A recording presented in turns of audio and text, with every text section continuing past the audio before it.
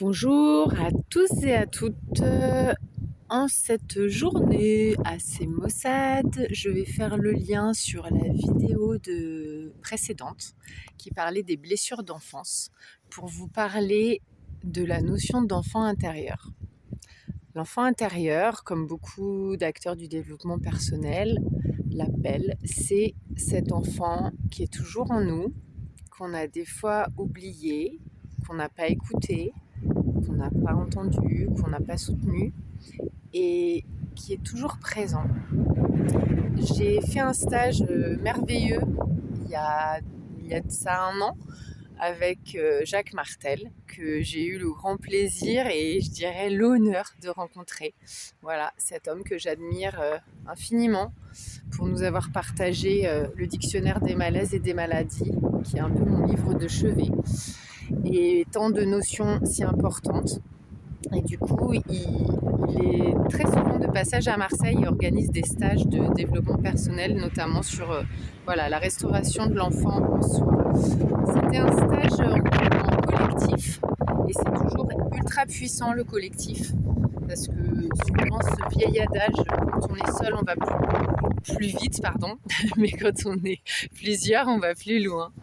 Et c'était le cas en fait. On a partagé des tranches de vie de nos enfants intérieurs respectifs, de 0 à 3 ans, de 3 à 6 ans et de 6 à 12 ans. Ainsi qu'avant notre naissance, on s'est remis dans ce qu'on a appris, ce qu'on avait en souvenir de nos mémoires familiales, de ce qu'on nous a véhiculé, transmis ou dit. Et voilà, et on a noté les passages plus ou moins compliqués ou difficiles qu'a traversé cet enfant en nous, mais qui est nous en fait, cet enfant qui ne cesse jamais d'exister à l'intérieur et qui finalement est l'ange gardien qui nous sert à comprendre nos émotions, à savoir d'où elles viennent, qui nous aide à comprendre les blessures qu'on a eues, pourquoi, à retirer les leçons de ces blessures. Et c'est pour ça que dans ma première vidéo, je disais à quel point l'enfant est magique, symbole de pureté, de naïveté, et que quand l'enfance est maltraitée ou bafouée, suivant les personnes, moi j'ai cette grande sensibilité, ça résonne en moi vraiment fort. Et j'ai à cœur de défendre et de protéger cette enfance-là. D'où le projet à visée thérapeutique que j'ai eu la chance de mettre en place l'année dernière dans un foyer de protection de l'enfance adressé à des 3-8 ans.